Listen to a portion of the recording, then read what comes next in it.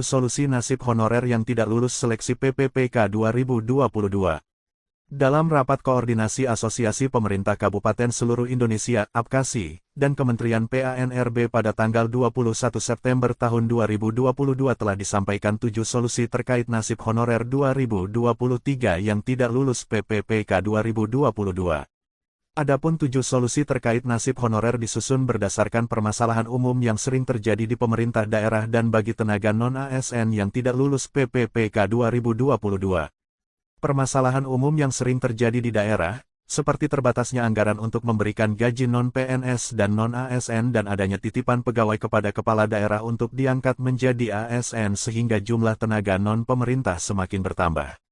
PLT Kepala BKN, Bima Haria Wibisana menjelaskan fokus penyelesaian non-ASN dibagi menjadi 2 kelompok, yaitu 1. Pegawai yang telah mengikuti tes dan sudah lulus serta ada formasinya tetapi tidak pernah diusulkan.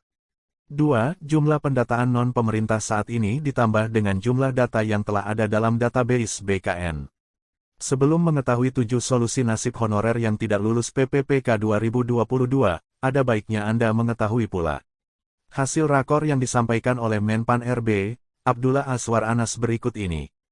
A. Menpan RB meminta kepada Bupati selaku pejabat pembina kepegawaian PPK untuk melakukan audit terhadap kebenaran data dan mengirimkan surat pernyataan pertanggungjawaban mutlak (SPTJM) kepada BKN.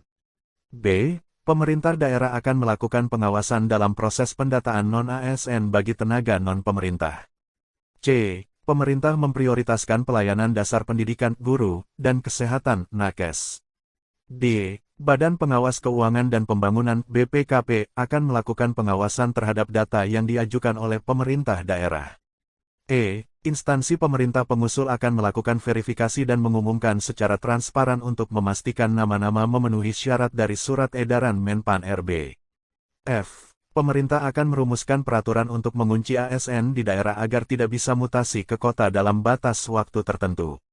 Deputi Bidang Sistem Informasi Kepegawaian Negara, Suharmen sebelumnya pernah menjelaskan kelompok non-aparatur negara yang tidak memenuhi syarat melakukan pendataan non-ASN, yaitu Badan Layanan Umum (BLU), Badan Layanan Umum Daerah (BLUD), petugas kebersihan, pengemudi, satuan pengamanan, jabatan lainnya yang dibayarkan dengan mekanisme tenaga outsourcing, tenaga ahli daya pegawai dengan SK kontrak kerja di atas tanggal 31 Desember tahun 2021, dan pegawai yang tidak memiliki masa kerja minimal 1 tahun dengan mekanisme pembayaran APBN/APBD.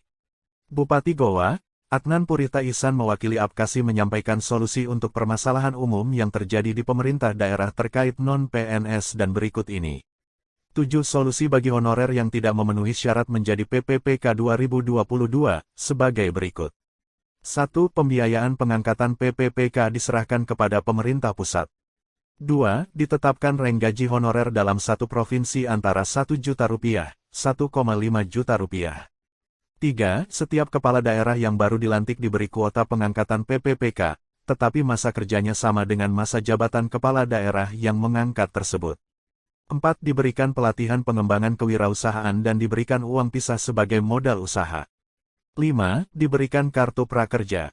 6. Dilakukan penandatanganan MOU dengan BUMN, BUMD, dan swasta agar honorer dapat diakomodir ke BUMN, bidang pariwisata dan ekonomi kreatif parekraf koperasi, dan UMKM.